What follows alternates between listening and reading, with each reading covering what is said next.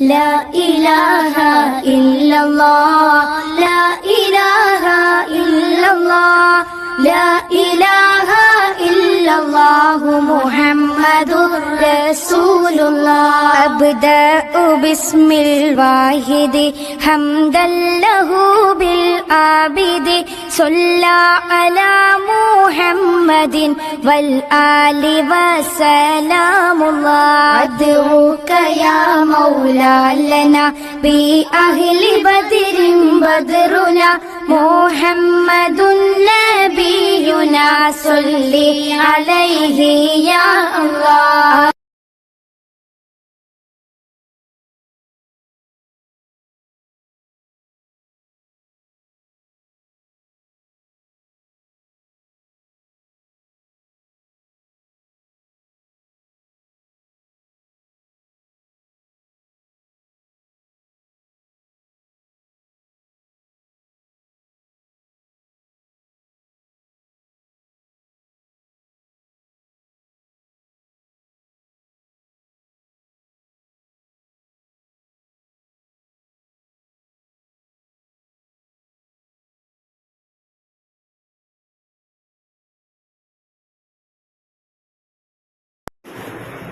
السلام عليكم ورحمة الله تعالى وبركاته. الحمد لله رب العالمين. الصلاة والسلام على خاتم النبيين وعلى آله الطيبين وأصحابه الطاهرين والمسلمين والمؤمنين كلهم أجمعين أما بعد. أعوذ بالله من الشيطان الرجيم. بسم الله الرحمن الرحيم. من كفر بالله من بعد إيمانه إلا من أكره وقلبه مطمئن بالإيمان ولكن من يشرك بالله صدرا فعليهم غضب من الله وله عذاب عظيم.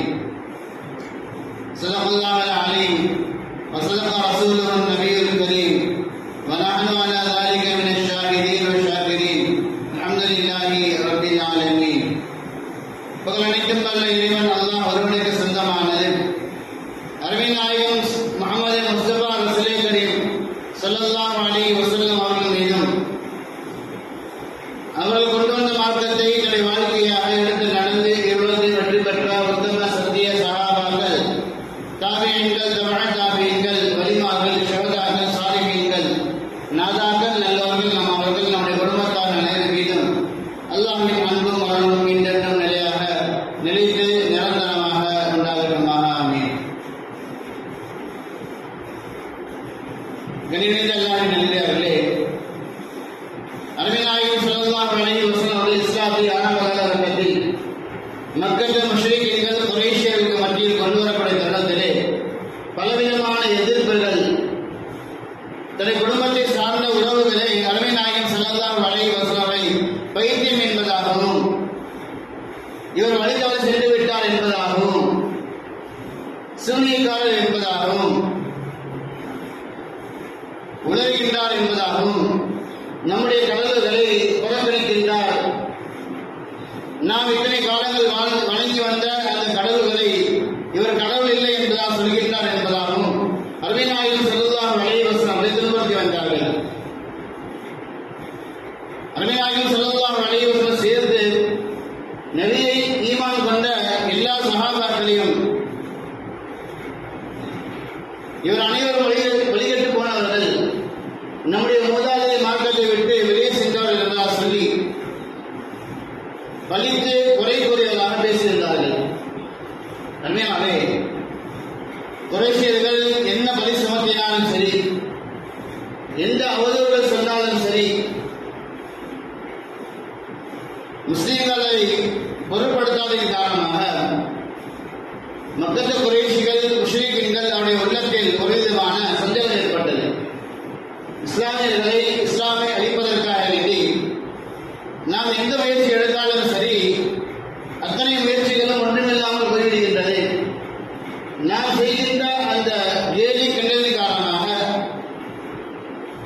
நாம் செய்கின்ற அந்த பரிகாசத்தின் காரணமாக முஸ்லீமுடைய உள்ளத்தில் எந்த ஒரு சஞ்சலம் ஏற்படாமல் இருக்கின்றது. நாம் செய்வதை அவர் கவனிப்பதே கிடையாது, கண்டுகொள்வதே கிடையாது. ஆக எப்படி நாம்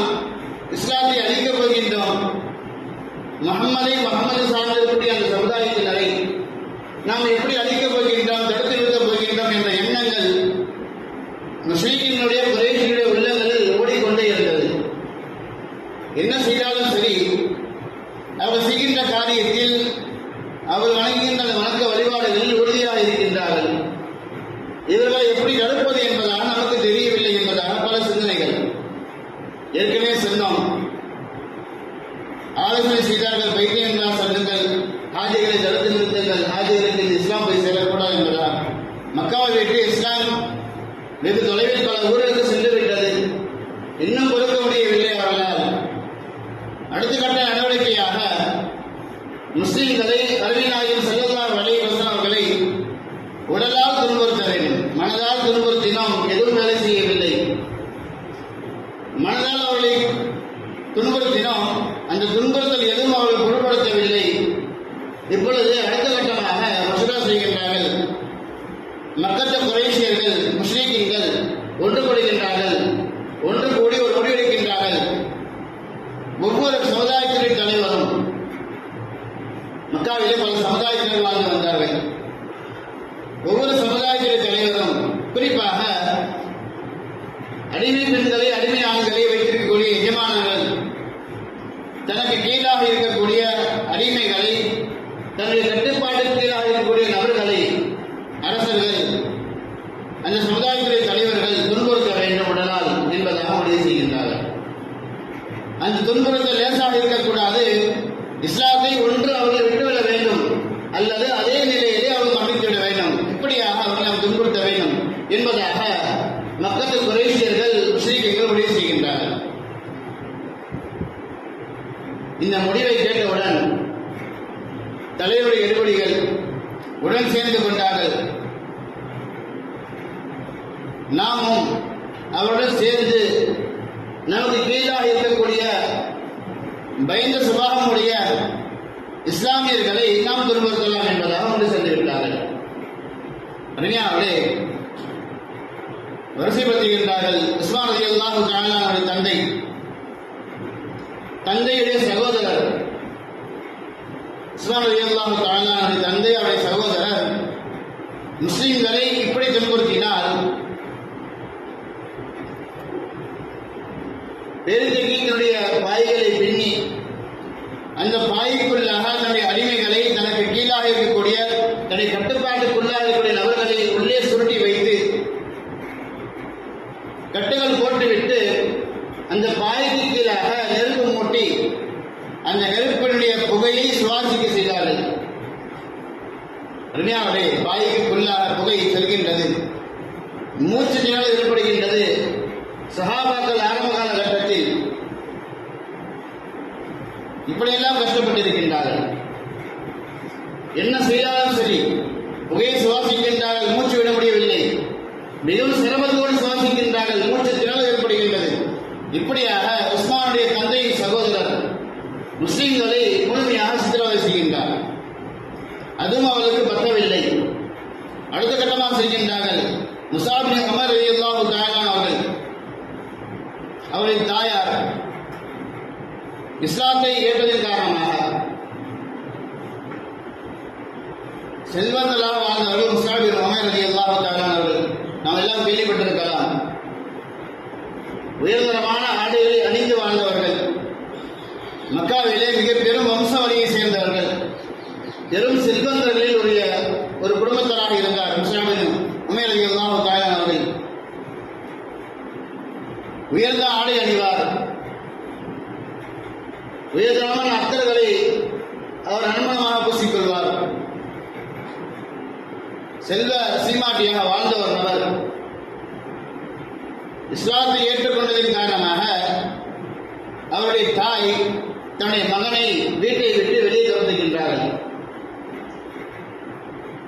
உண்மையாகவே பெற்ற தாய் தன்னுடைய மகனை இவர் இஸ்லாத்தை ஏற்றுக்கொண்டார் என்பதற்காக வேண்டி மாளிகையில் வாழ்ந்த அந்த நபரை ரோட்டிற்கு துரத்து விடுகின்றார்கள். உணவளிக்கவில்லை அவருக்கு.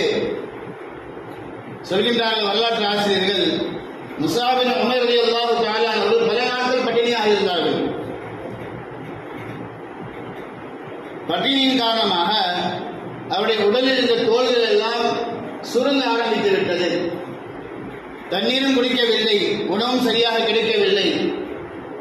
உண்ணாமல் பருகாமல் இருந்ததன் காரணமாக மாளிகைகளில் வாழ்ந்த நபர், உயர்ந்த ஆடைகளை அணிந்து கொண்டிருந்த நபர், உயர்ந்த அத்தர்களை பூசிக் கொண்டிருந்த நபர் இப்பொழுது தெரு வீதிகளில் பிச்சைக்காரரை போன்று தூக்கி எறியப்படுகின்றார். ஏழ்மையின் காரணமாக, பசி பட்டினியின் காரணமாக அவருடைய உடல் எல்லாம் சுருங்கி போய்விட்டு, தோய்கள் எல்லாம் சுருங்கி போய்விட்டது என்பதாக நாம் வரலாறு பார்க்கின்றோம். இப்படியாக தன்னுடைய மகனாக இருந்தாலும் பரவாயில்லை, மக்கத்து குறைஷியோட தலைவர்கள் சொல்லிவிட்டார்கள், நாம் இதைதான் பின்பற்ற வேண்டும் என்ற அந்த உறுதியில் அவர்கள் இஸ்லாத்தை ஏற்றுக்கொண்ட நபர்களை துன்புறுத்தலானார்கள். ஷுஐப் இப்னு சினான் ரலியல்லாஹு தஆலா அவர்களை முஸ்லிம்கள் எப்படி வேதனை செய்தார்கள் என்றால், வேதனையுடைய கடுமையின் காரணமாக சுயநினைவு இல்லாமல் போய்விட்டார்கள். தனக்கு என்ன நடக்கின்றது என்பது தெரியாமல் சுயநினைவு இல்லாத ஒரு நபராக மாறக்கூடிய அளவிற்கு கடுமையான வேதனையை கொண்டு வேதனை செய்தார்கள். சஹாபாக்களுடைய வேதனையை பற்றி நாம் பேசும் பொழுது நமக்கு இப்படி இருக்கிறது என்றால் அவருடைய வேதனை அனுபவித்தவருடைய நிலை நாம் சிந்திக்க வேண்டும். எந்த நிலையிலும் சரி, நீங்கள் என்ன செய்தாலும் சரி, முஹம்மதுடைய மார்க்கத்தை விட்டு நாங்கள் வெளியே வர மாட்டோம். இது நேரான மார்க்கம், நிலையான மார்க்கம், சமத்துவத்தை கற்றுத்தரக்கூடிய மார்க்கம். எங்கள் எல்லோரையும் ஒன்றாக பார்க்கின்றது. அடிமையாக இருந்தாலும் சரி, அரசராக இருந்தாலும் சரி, கருப்பராக இருந்தாலும் சரி, வெஞ்சினத்தை சார்ந்ததாக இருக்கட்டும், எல்லா நபர்களையும் ஒன்று போல் கூடுதல் குறைவு இல்லாமல், ஏற்றத்தாழ்வு இல்லாமல் சமமாக பார்க்கக்கூடிய, சமத்துவத்தை கற்றுத்தரக்கூடிய இந்த மார்க்கத்தை விட்டு நாங்கள் வெளியே வரமாட்டோம் என்பதாக சஹாபாக்கள் அன்றைய காலத்தில் உறுதியாக இருந்தார்கள். குறிப்பாக பிலால் ரலியல்லாஹு தஆலா அவர்கள் அபஷி அடிமை, நமக்கெல்லாம் தெரியும். உமையாவின் சொல்லக்கூடிய அடிமையாக இருந்தார்கள். சஹாபாக்கள் பட்ட வேதனையில் நாம் நினைவு கொண்டு பார்த்தால் முதலாவதாக பிலால் ரலியல்லாஹு தஆலா அவர்கள் வருவார்கள். நமக்கெல்லாம் தெரியும். உமையா என்ன செய்வார் என்றால், பிலால் ரலியல்லாஹு தஆலா அவர்களை கண்டிப்பார், இஸ்லாத்தை விடும்படியாக எச்சரிப்பார். பிலால் ரலியல்லாஹு தஆலா அவர்கள் இஸ்லாத்தில் உறுதியாக நான் விடவே மாட்டேன் என்ற உறுதியோடு இருந்தார்கள். பொறுத்துக் கொள்ள முடியாத உமையா என்ன செய்தான் என்றால், பிலாலுடைய கழுத்திலே கயிறை கட்டுகின்றான். கட்டி இறுக்கமாக ஆக்கி மக்காவினுடைய சிறு பிள்ளைகளை அழைத்து பிலாலை மக்காவுடைய வீதிகளில் இழுத்து செல்லும்படியாக கட்டளையிடுகின்றான். சிறு பிள்ளைகள் பிலாலை கையில் கட்டியவர்களாக இழுத்து செல்கின்றார்கள். மக்காவுடைய அந்த மலைப்பகுதிகளில், கரடுமுரடான பாதைகளில் வேதனை செய்யப்படுகின்றார்கள். பிலால் ரலியல்லாஹு தஆலா அவர்கள் அப்பொழுதும் அஹத் என்ற வார்த்தையுடன் வெளிவருகின்றது. அல்லாஹ் ஒருவன் மட்டும்தான், அவனை தவிர நான் யாரையும் வணங்க மாட்டேன் என்பதாக அந்த வார்த்தை மட்டும்தான் வெளிவருகின்றது. பிலாலுடைய அஹதுடைய வார்த்தையை கேட்ட உமையா இன்னும் கோபமடைகின்றான். பிலாலுடைய கழுத்திலே கயிறை இன்னும் நெருக்குகின்றான், தன்னை காலை வைத்து அமர்த்துகின்றான். அப்பொழுதும் பிலால் சொன்ன வார்த்தை அஹத் அஹத் என்பதாக. பிலாலே, ஒன்று நீ இஸ்லாத்தை விட்டுவிட வேண்டும், முஹம்மதுடைய மார்க்கத்தை நீ விட்டுவிட வேண்டும், லாத் உஸ்ஸாவை நீ வணங்க வேண்டும். அப்படி இல்லை என்றால் இதே நிலையில் தான் நீடித்துக் கொண்டே இருப்பாய் என்பதாக உமையா எச்சரிக்கின்றார். உமையா பார்த்து பிலால் சொன்ன வார்த்தை, உமையாவே, அஹத் என்ற வார்த்தை உனக்கு இவ்வளவு ரோஷம் தருகிறது என்றால், உன்னை இவ்வளவு சூடாக்குகிறது என்றால், இதைவிட சூடாக்கக்கூடிய இன்னொரு வார்த்தை எனக்கு தெரிந்திருந்தால் நான் அதை சொல்லுவேன் என்பதாக பிலால் சொல்கின்றார். அல்லாஹ் அல்லாஹ் என்று சொல்லக்கூடிய வார்த்தையே உனக்கு இவ்வளவு கோபம் தருகிறது என்றால், இன்னும் உனக்கு கோபம் அதிகமாகக்கூடிய இஸ்லாத்தில் ஏதேனும் வார்த்தைகள் இருந்தால் நான் அதை சொல்லி என்னுடைய இஸ்லாத்தை, ஈமானுடைய பலத்தை நான் வெளிப்படுத்தி காட்டுவேன் என்பதாக பிலால் சொன்னதாக வரலாறு நாம் பார்க்கின்றோம். பிலால் ரலியல்லாஹு தஆலா அவர்களுடைய இந்த வார்த்தையுடைய கடுமையின் காரணமாக உமையாவிற்கு இன்னும் கோபம் அதிகமானது. பிலாலுடைய சட்டைகளை கலந்துகின்றார். பாலைவன அந்த பகுதியிலே, மக்காவிலே சுடு மணலிலே படுக்க வைத்து நெஞ்சின் மீது பாறை தூக்கி வைக்கின்றார். பிலால் ரலியல்லாஹு தஆலா அவர்கள் அப்பொழுதும் அஹத் அஹத் என்பதாக ஈமானுடைய உறுதியில் இருக்கின்றார்கள். இப்படியே சில நாட்கள் செல்கின்றது. அந்த வழியாக சென்ற அபூபக்கர் சித்திக் ரலியல்லாஹு தஆலா அவர்கள் பிலாலை பார்க்கின்றார்கள். ஒரு ரிவாயத்தில் பிலாலுக்கு பகரமாக ஒரு ஹபஷி அடிமையை உமையாவுக்கு கொடுத்து பிலாலை உரிமை வாங்கியதாக ஒரு அறிவிப்பு இருக்கின்றது. இன்னும் சில அறிவிப்புகளில் சில தீனார்கள் கிரகங்களை கொடுத்து பிலாலை உரிமை வாங்கியதாக, தனக்கு அடிமையாக வாங்கிக் கொண்டு அதற்கு பின்பதாக பிலாலை உரிமை விட்டதாக நாம் வரலாறு பார்க்கின்றோம். அருமையாளே, எப்பேற்பட்ட சூழ்நிலை வந்தாலும் சரி, என்ன சிரமங்கள் எந்த கஷ்டங்கள் வந்தாலும் சரி, அஹத் அஹத் என்ற அல்லாஹ் ஒருவன் என்றுதான் பிலால் ரலியல்லாஹு தஆலா அவர்கள் உறுதியாக இருந்தார்கள். அம்மார் இப்னு யாசிர் ரலியல்லாஹு தஆலா அவர்களும் அவருடைய குடும்பத்தாரும் இஸ்லாமிற்காக எவ்வளவு பெரிய தியாகம் செய்திருக்கின்றார்கள். ஒரு குடும்பமே முழுமையாக தியாகம் செய்திருக்கின்றது. அம்மார் இப்னு யாசிர் ரலியல்லாஹு தஆலா அவர்கள், அவருடைய தாய் சுமையா, அவருடைய தகப்பனார், இந்த மூவரும் இஸ்லாத்தை ஏற்றுக்கொண்டார்கள். இஸ்லாத்தை ஏற்றுக்கொண்ட அந்த காரணத்தின் காரணமாக அபூ ஹுதைஃபா இப்னு முகைரா என்பவன் இந்த மூவரையும் கொடுமைப்படுத்துகின்றான், பாலைவன மணலிலே போடுகின்றான், துன்புறுத்துகின்றான். யாசிர் ரலியல்லாஹு தஆலா அவர்கள் வயதான சஹாபியாக இருந்ததின் காரணமாக இவனுடைய அந்த கொடுமை, இவன் செய்கின்ற அந்த வேதனை அவரால் தாங்க முடியவில்லை. அல்லாஹ் அவருடைய கபரை சொர்க்க பூஞ்சோலையாக மாற்றுவானாக, சொர்க்கத்தில் உயர்ந்த தரஜாக்களை தருவானாக. அதே வேதனையிலே அவர் இறந்து போனார்கள். வயது முதிர்ந்தவர், ஏழாமையில் இருந்தவர், வேதனை தாங்க முடியவில்லை. யாசிர் ரலியல்லாஹு தஆலா அவர்கள் இறந்து போனார்கள். இரண்டாவதாக உமையா ரலியல்லாஹு தஆலா அன்ஹா அவர்கள், யாசிருடைய மனைவி, அவர்களை பாலைவன மணலிலே படுக்க வைத்துவிட்டு இஸ்லாத்தை விடும்படியாக கட்டளையிடுகின்றார்கள். இஸ்லாத்தை தான் ஒருபோதும் விடமாட்டேன் என்பதாக அவர்கள் மன்றாடுகின்றார்கள். நான் இஸ்லாத்தை விட முடியாது, இஸ்லாம் தான் என்னுடைய மார்க்கம் என்பதாக இஸ்லாத்தின் வெளிப்பாடை, ஈமானுடைய வெளிப்பாடை வெளியிடுகின்றார்கள்.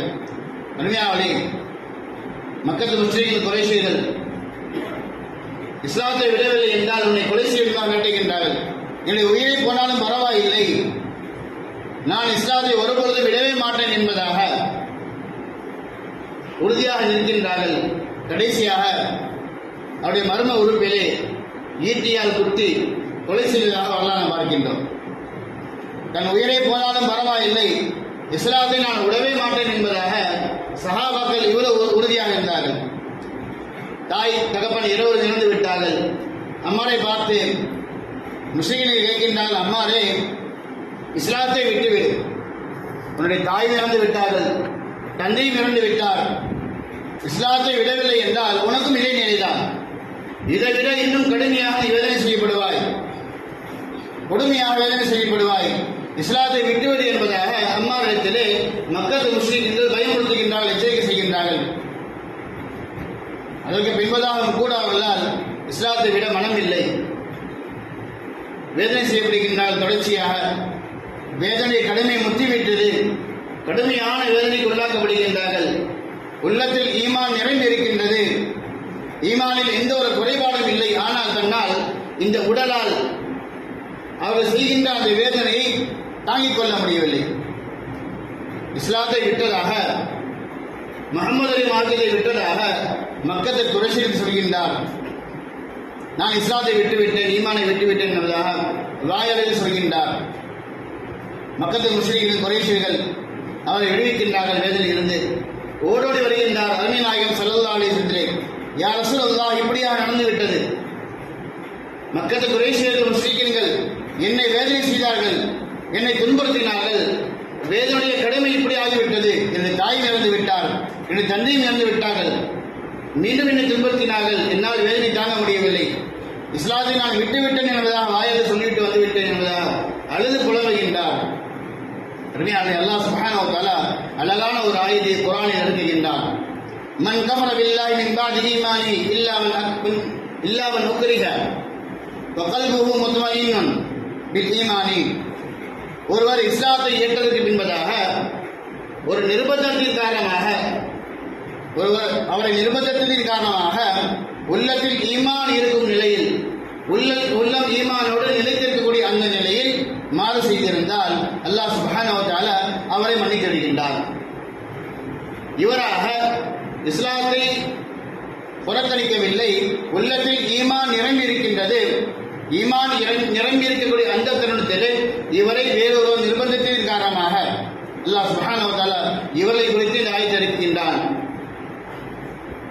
அவருடைய உள்ளத்தில் ஈமான் இருக்கின்றது, அதே நிலையில் அவர் உறுதியாக இருக்கின்றார். ஆனால் முஸ்லிம்களுடைய வேதனையின் காரணமாக, அவருடைய நிர்பந்தத்தின் காரணமாக இஸ்லாத்தை விட்டதாக சொன்னாலே தவிர இவருடைய உள்ளத்திலிருந்து ஈமான் செல்லவில்லை. ஆகவே இவரை பற்றி உண்டான எந்த ஒரு வேதனையும் அவருக்கு கிடையாது என்பதால் நபியை நீங்கள் சொல்லுங்கள் என்று அல்லாஹ் குர்ஆனில் சொன்னான். வலாக்கின் அல்லாஹ் சொல்கின்றான், என்றாலும் மன் ஷரஹ பில் குஃப்ரி ஸத்ரஹு வ அலைஹிம் கதம் மினல்லாஹி தஆலா, யார் உள்ளத்தால் ஈமானை முழுமையாக விட்டு வருகின்றாரோ, இஸ்லாத்தை ஏற்றதற்கு பின்பதாக, ஈமானுடைய வாக்கியம் கிடைத்ததற்கு பின்பதாக யார் இஸ்லாத்தை விட்டு வெளியேறி வருகின்றாரோ, நபியை நீங்கள் அவருக்கு எச்சரிங்கள், வலஹும் அஸாபுன் அதீம், நிச்சயமாக அவர்களுக்கு நோய்வினை தரக்கூடிய கடுமையான வேதனை உண்டு என்பதாக.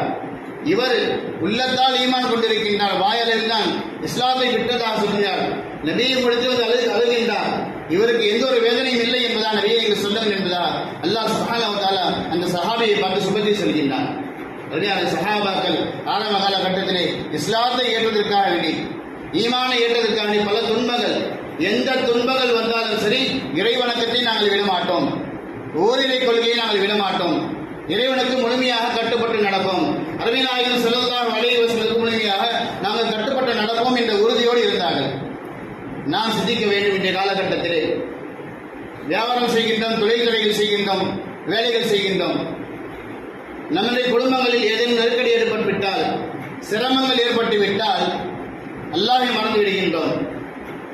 வியாபாரம் இன்னும் கூடுதலாக செய்தால், இன்னும் உழைப்பு அதிகமாக செய்தால் நம்முடைய குறைகள் எல்லாம் தீர்ந்துவிடும், நம்முடைய பிரச்சனைகள் எல்லாம் தீர்ந்துவிடும் என்றால் எண்ணுகின்றோமே தவிர, நம்முடைய குறைகளை அல்லாஹ்விடத்தில் முறையிட்டால், அல்லாஹ்வுடைய வணக்க வழிபாடுகளை நாம் சரியாக இருந்தால் அல்லாஹ் நம்முடைய பிரச்சனைகளை எல்லாம் நீக்கி தருவான் என்ற எண்ணம் நம்முடைய உள்ளத்தில் வருவது கிடையாது. சஹாபாக்கள் எப்படி ஈமானில் உறுதியாக இருந்தார்களோ அதே போல நாமும் ஈமானில் உறுதியாக இருந்து எந்த பிரச்சனைகள் வந்தாலும் சரி, எவ்வளவு சிரமங்கள் வந்தாலும் சரி, இறை வணக்கத்திலும் சரி, அருமை நாயகம் ஸல்லல்லாஹு அலைஹி வஸல்லம் சுன்னத்துகளை பின்பற்றக்கூடிய அந்த நிகழ்வுகளும் சரி, நாம் தாமதப்படுத்தாமல் விரைவாக செய்யக்கூடிய பாக்கியத்தை, பரதான விஷயங்களை பேணுதாக தொடரக்கூடிய பாக்கியத்தை அல்லாஹ் நமக்கு தந்த புரிவானாக.